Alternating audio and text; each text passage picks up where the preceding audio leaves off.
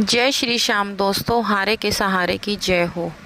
दोस्तों, जो भी इंसान श्याम बाबा की शरण में एक बार चला जाता है, श्याम बाबा उसका जीवन धन्य कर देते हैं।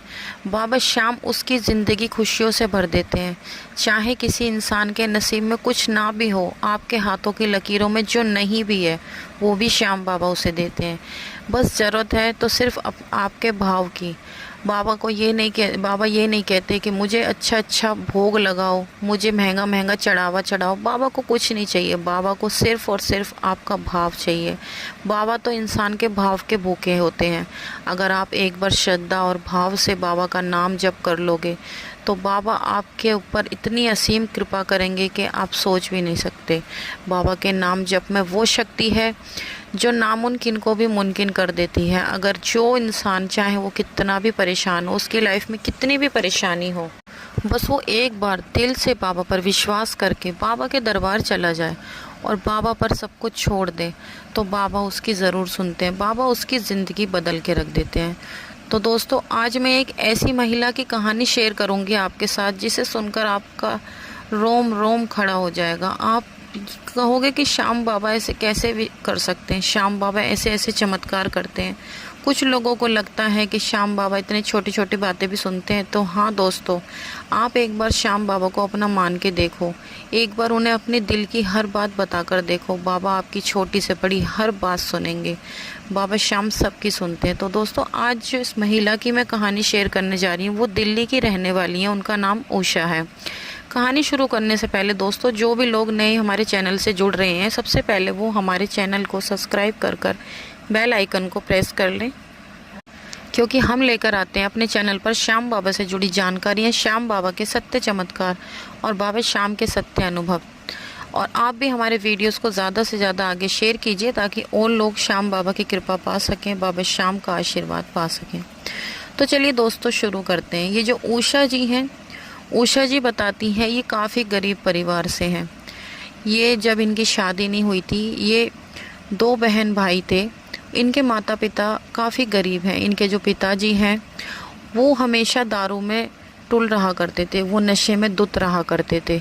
वो बताती हैं कि उनके पिताजी ने कभी उनके लिए कोई ऐसी जिम्मेदारी नहीं निभाई जो एक पिता को अपने बच्चों के लिए निभानी चाहिए। उनकी मम्मी ने ही उनका पालन पोषण किया। उनकी मम्मी ने ही पैसे कमाकर इधर उधर मेहनत मजदूरी करके उन्हें पाल पोस के जैसे तैसे बड़ा किया।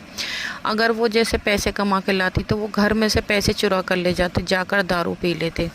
इतना मतलब उनके पिताजी परेशान किया करते थे। उनकी माँ हमेशा दुख में रही। उनकी माँ जब से अपने मतलब ये देख लो कि उनकी माँ ने कभी सुख नहीं देखा।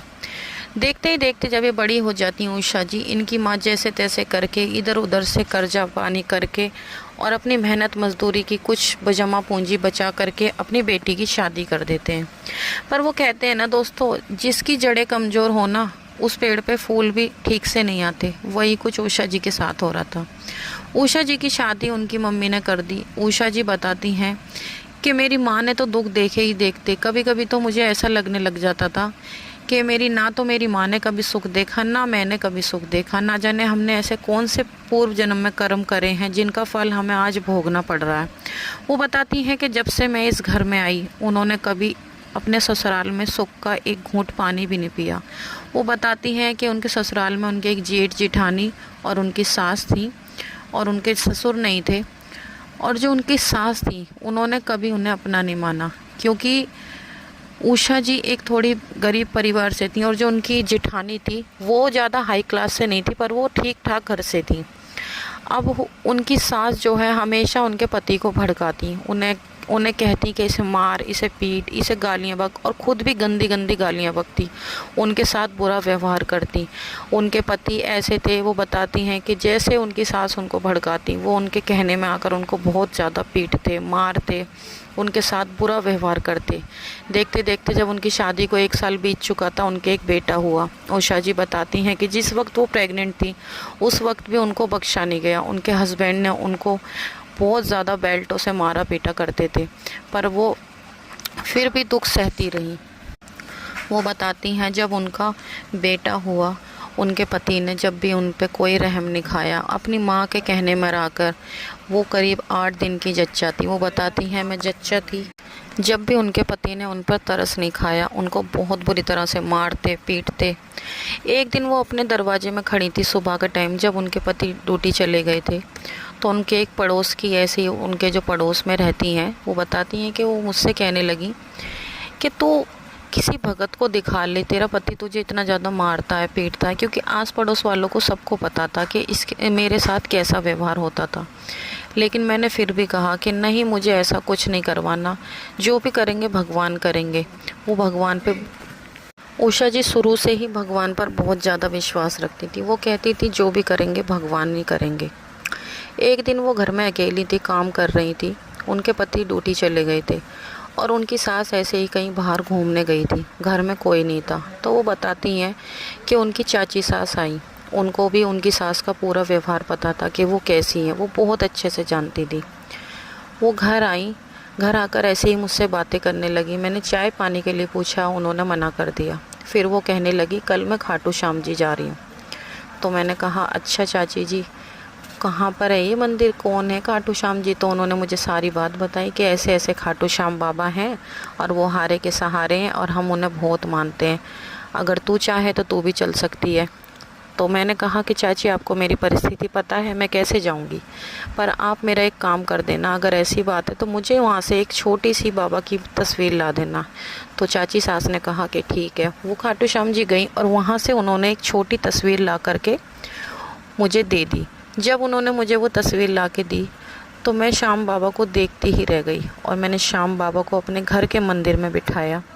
घर के मंदिर में बिठाकर मैंने डेली पूजा करनी शुरू करी। मेरे पास कुछ नहीं होता, मैं सिर्फ एक दीप जलाती, श्याम बाबा से सच्चे दिल से यही प्रार्थना करती कि बाबा मेरी ज़िंदगी में सब कुछ अच्छा कर दो, बाबा मेरी ज़िंदगी बर्बाद हो चुकी है, बाबा या तो मुझे उठा लो, बाबा मेरी ज़िंदगी पूरी तरह नरक बन चुकी है। इस तरह से वो श्याम बाबा से प्रार्थना करती। वो श्याम बाबा का फिर रोज़ डेली मंत्र जाप करने लगी। उनकी चाची सास ने कहा कि तू रोज़ श्याम बाबा का मंत्रों का जाप करा कर। तो मैं रोज़ डेली श्याम बाबा का मंत्रों का जाप करने लगी। मंत्रों का जाप करते करते करीब मुझे 2-2.5 महीना बीता था। मेरे पति की हरकतों में थोड़ा फ़र्क पड़ना शुरू हुआ। मेरे पति मेरी फेवर में बातें करने लगे। अगर मेरी सास कुछ कहती, क्योंकि मेरी सास की आदत थी, अगर मैं उन्हें खाना भी देती, उनकी कमी निकालने की आदत थी। कभी वो कहती इसमें नमक नहीं है, कभी कहती मिर्च नहीं है, कभी कहती तूने अपने पीहर में कुछ देखा ही नहीं तो तू यहाँ क्या करेगी। इस तरीके से वो मुझे ताने मारती। तो जब भी मेरे पति कहते कि इसने अपने पीहर में नहीं देखा तो क्या हुआ, यहाँ तो देखा। जब भी मेरी सास को बहुत ज़्यादा बुरा लगा, मेरी सास कहने लगी हाँ इसने तेरे ऊपर जादू टोने करवा दिए हैं, इसलिए तो इसके फेवर में बात कर रहा है और यहाँ से इसे लेके चला जा। जब भी मेरे पति ने कहा कि ठीक है मैं इसे यहाँ से लेके चला जाऊँगा, मैं यहाँ पर नहीं रहूँगा। लेकिन मेरे पति इतना ज़्यादा नहीं कमाते थे कि वो मुझे कहीं बाहर लेके रख सकते। अब मेरे 2 बच्चे हैं, दोनों मेरे बेटे हैं। एक बेटा मेरा 10 साल का हो गया, एक बेटा मेरा 9 साल का है। अब मैं अलग किराए पे तो नहीं रहती, लेकिन अब मैं अपनी सास से अलग रहती हूँ। मेरे पति को अब मेरी केयर होने लगी है, वो ज़्यादा नहीं पर पहले से 100 में से 80% वो मेरी परवाह करने लगे हैं, मेरे बच्चों को प्यार करने लगे हैं। अब वो थोड़ी बहुत कुछ बातें मेरे हक़ में बोल देते हैं, जिसका मेरी सास को बहुत ज़्यादा बुरा लगता है और मेरी सास मुझे नीचा दिखाने का कोई ना कोई बहाना आज भी ढूंढती रहती है। वो मेरी जिठानी के यहाँ से सिंदा रहा था तो मुझे नीचा दिखाती, लेकिन मैंने सब कुछ अपने श्याम बाबा पर छोड़ रखा। श्याम बाबा की कृपा से आज मेरे पति में बहुत फ़र्क पड़ गया है और वो मुझे अब पहले के मुकाबले बहुत ज़्यादा समझने लगे हैं, मुझे जानने लगे हैं। मेरे लिए इतना ही काफ़ी है। श्याम बाबा ने मेरी ज़िंदगी में इतनी बड़ी कृपा करी, मैं उनकी हमेशा आभारी रहूँगी। तो दोस्तों ये थी उषा जी की कहानी। तो दोस्तों अगर आपको उषा जी की कहानी पसंद आई हो तो हमारे वीडियो को लाइक करें, शेयर करें, कमेंट में बताएं आपको कहानी कैसी लगी और कमेंट बॉक्स में श्याम बाबा का जयकारा लगाना बिल्कुल भी ना भूलें।